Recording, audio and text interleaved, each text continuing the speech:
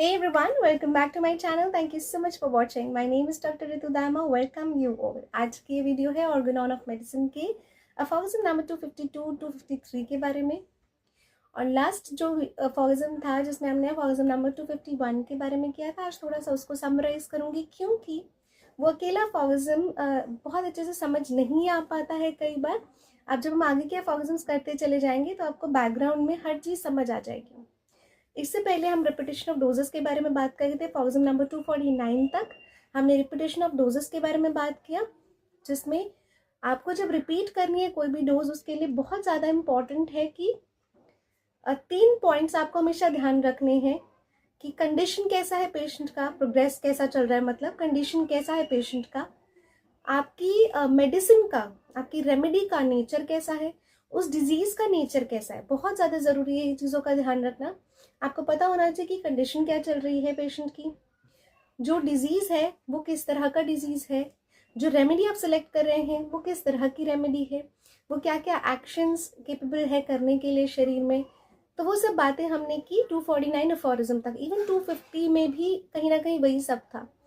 251 अफॉर्गजम में हमने थोड़ा सा ऑल्टरनेटिंग एक्शन के बारे में जाना, जिसमें कि मेंशन था कि कुछ ऐसी मेडिसिन हैं जैसे कि रस्टॉक्स, बेलेडोना, समटाइम्स इग्नीशिया, ब्राइनिया, ये कुछ ऐसे मेडिसिन हैं जो कि केपेबल हैं ऑल्टरनेटिंग सिम्टम प्रोड्यूस करने के।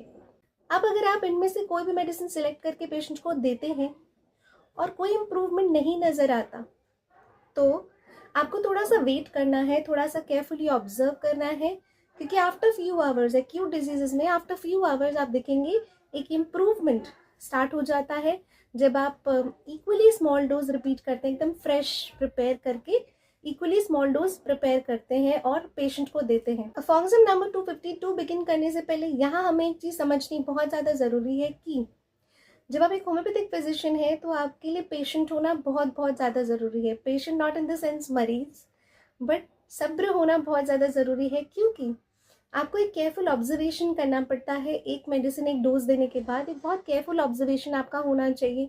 आप में वो पेशेंस होना चाहिए कि आप वेट करें और अच्छे से एनालिटिकली, जब तक आपको ना लगे कि पेशेंट को रिपीट करना है मेडिसिन वही सेम या दूसरा, या फिर जब दूसरी बार आप प्रिस्क्राइब कर रहे हैं तो जब तक आपने फुली केस को वापस नहीं ले लिया है, पूरे केस को वापस अच्छे से नहीं देख लिया है, तब तक आप कोई भी डिसीजन नहीं लेंगे और कोई भी मेडिसिन प्रिस्क्राइब नहीं करेंगे। तो ये चीज़ आपको हमेशा ध्यान में रखनी है। दिस इज ऑल टुगेदर मैं कहूँगी 251 अफॉर्गजम तक यही सब चीज़ें हमने पढ़ी हैं। चलिए आज बात करते हैं अफॉर्गजम नंबर 252, 253 के बारे में। तो इन दोनों अफॉर्गजम्स में डॉक्टर हानेमन हमें क्या समझा रहे हैं वो बहुत ज़्यादा ज़रूरी है जानना। So without further ado let's dig into this video.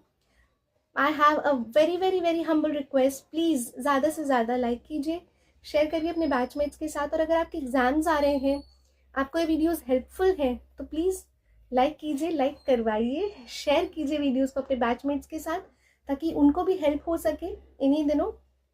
और अगर चैनल को सब्सक्राइब नहीं किया है तो प्लीज़ सब्सक्राइब कर लीजिए चैनल को, क्योंकि ऐसे इंटरेस्टिंग वीडियोस आते रहेंगे। शॉर्ट वीडियोस में स्टूडेंट्स रिलेटेड बहुत सारे इश्यूज हैं, कंसर्न्स हैं, जिसको मैं बहुत अच्छे से समझाने की कोशिश कर रही हूँ। तो please do like the shorts also. So let's get started. Aphorism number 252 जो है वो रिलेट करता है आपकी इम्प्रूवमेंट ऑफ मेडिसिन। मेडिसिन आप जब एम्प्लॉय कर रहे हैं तो 252 कॉन्सेप्ट ही आपका शुरू होता है कि इम्प्रूवमेंट आपको कैसे पता चले कि पेशेंट में इम्प्रूवमेंट हो रही है। इम्प्रूवमेंट होने का मतलब कि आप ऐसे क्या साइंस हैं जिससे कि आपको पता चलेगा कि इम्प्रूवमेंट हो रही है। ऐसे क्या साइंस हैं जिससे कि आपको पता चलेगा कि इम्प्रूवमेंट हो रही है। But should we find during the employment of the other medicines in chronic, especially psoriatic diseases, that the best selected homeopathic anti-psoriatic medicine in the suitable minutest dose does not effect an improvement, this is a sure sign that the cause that keeps up the disease still persists. Very important.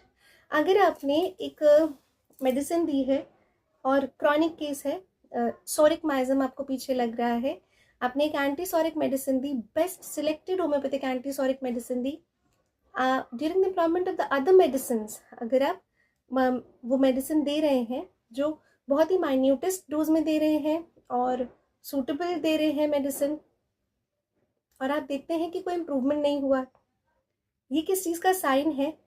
कि कोई ना कोई और कारण जो है उस disease को वहाँ पर अभी भी रखे हुए है, and that there is some circumstance in the mode of the life, या फिर कोई ना कोई परिस्थिति या उसके जीने की जीवन शैली में, जीने के तरीके में कोई ऐसी परिस्थिति है पेशेंट के, और in the situation of which he is placed, या फिर वो किसी एक परिस्थिति में ऐसे आ गए हैं that must be removed in order that a permanent cure may ensue, जिसे कि आपको रिमूव करना बहुत ज़्यादा ज़रूरी है अगर आप चाहते हैं कि एक परमानेंट क्योर पेशेंट को मिले। Most of the time when you see कि बहुत बार ऐसा होता है आपका जो डिजीज़ है वो परमानेंटली नहीं जाता।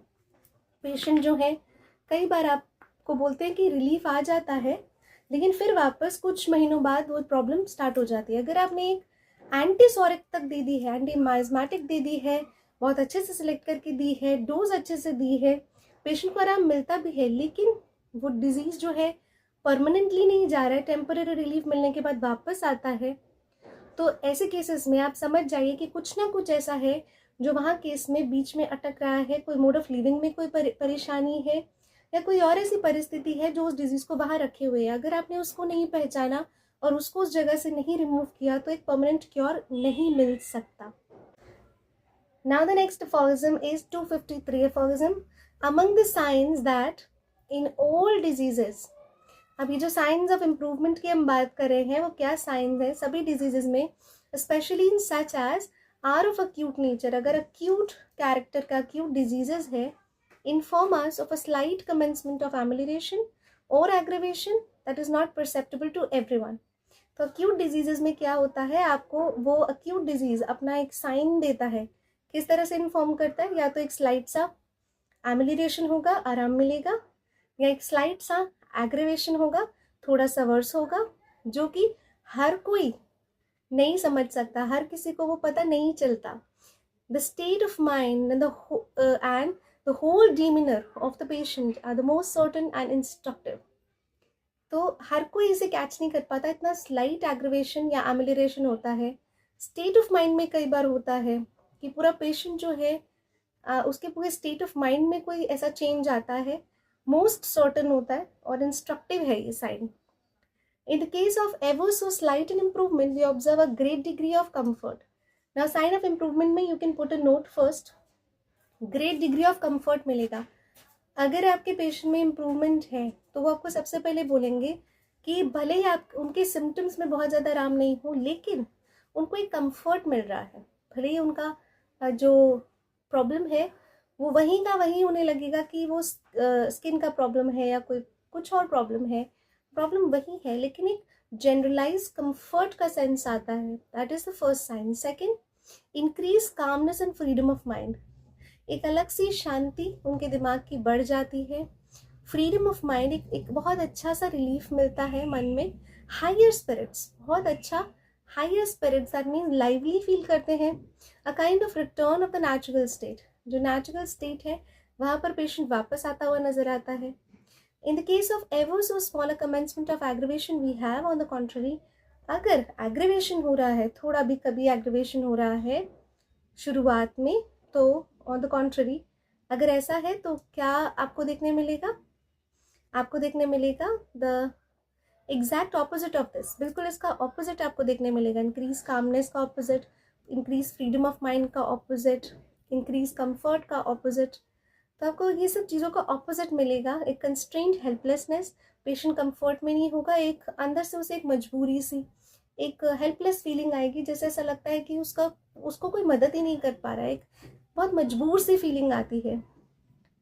Then pitiable state of the disposition, आप पिटी कर सकें, ऐसी एक डिस्पोजिशन की स्टेट आ जाती है पेशेंट के अंदर, of the mind, of the whole demeanour and all the gesture, postures and action which may be easily perceived on close observation but can not be described in words. इस तरह की चीज़ें होती हैं जैसे आप कई बार क्लोजली ऑब्जर्व करेंगे पेशेंट को तो बता सकते हैं, लेकिन कई बार उसे शब्दों में ढाल के नहीं बता सकते। एक अजीब सा डिस्कम्फर्ट फील होगा पेशेंट को, एक अजीब सी मजबूरी महसूस होगी, एक अजीब सी उदासी महसूस होगी। ये सब चीज़ें स्लाइट एग्रीवेशन में आती है, जिसे कि शब्दों में ढाल के बताना थोड़ा मुश्किल है। Science of improvement in the disposition and mind however may be expected only soon after the medicine has been taken when the dose has been sufficiently minute. अभी जो साइन ऑफ इम्प्रूवमेंट की बात कर रहे हैं फिजिकल बॉडी या mind में, ये आप एक्सपेक्ट कब करते हैं? तुरंत जब आपने मेडिसिन दी है, सफिशिएंटली माइन्यूट डोज दिया है, उसके तुरंत बाद आप देखेंगे कि ये चीज़ें होने लगती हैं. And unnecessary large dose of even the most suitable homeopathic medicine act too violently. मान लीजिए अगर आपने एक सूटेबल होम्योपैथिक मेडिसिन दी है लेकिन अननेसेसरी लार्ज डोज दे दिया, उसका बहुत ज़्यादा लार्ज डोज दे रहे हैं, तो आप देखेंगे कि मेडिसिन जो है बहुत ज़्यादा वायलेंटली, बहुत रौद्र रूप में सामने आती है. And at first produces too great and too lasting a disturbance of the mind and disposition. और बिल्कुल शुरुआत में ही आप देखेंगे बहुत ज़्यादा लंबा चलने वाला और बहुत ज़्यादा इंटेंसिटी में डिस्टर्बेंस मिलेगा आपको माइंड में, डिस्पोजिशन में, to allow us soon to perceive the improvement in them. I must here observe that this so essential rule is chiefly transgressed by presumptions tyros in homeopathy and by physicians who are converted to homeopathy from the ranks of old school. ये बहुत ज़्यादा important यहाँ पर mentioning है, underline कीजिए कि doctor Hahnemann यहाँ पर बता रहे हैं, यहाँ पर उन्होंने ये बहुत अच्छी चीज़ ऑब्जर्व की है. तो सो एसेंशियल रूल जो है ये ज़्यादातर टायरोज ऑफ होम्योपैथी, जो कि जनरली ओल्ड स्कूल फिजिशियंस थे और उसके बाद वो कन्वर्ट हुए टू होम्योपैथी, उन लोगों की तरफ से है. ओल्ड जो प्रेजुडाइजेस थे, these persons about the smallest dose of lower dilution of the medicine in such cases. ऐसे केसेस में उन्होंने ज़्यादातर स्मॉलेस्ट डोज दिया है लोएस्ट डाइल्यूशन का, and hence they fail to experience the great advantages and blessing of that mode of proceeding. और इसी वजह से वो कई बार जो अनुभव करना था उन्हें एडवांटेजेस जो थी वो अनुभव नहीं कर पाए. That mode of proceeding which 1,000-fold experience has shown to be the most salutary, they can not effect all that homeopathy is capable of doing, and hence they have no claim to be considered its adherents. तो यहाँ पर वो कह रहे हैं जो 1,000-fold experience हो सकता था उसका वो ग्रेट एडवांटेज उन्हें नज़र नहीं आया, और वो जो होम्योपैथी जो कर सकती है, जो उसकी क्षमता है होम्योपैथी की करने की, वो चीज़ों से वो वंचित रह गए कहीं ना कहीं, जब उन्होंने ओल्ड प्रेजुडाइजेस के चलते उन्होंने लोएस्ट डाइल्यूशंस के भी स्मॉलेस्ट डोजेस दिए और उन्होंने ग्रेट एडवांटेजेस जो हैं वो नहीं पा पाए बेसिकली.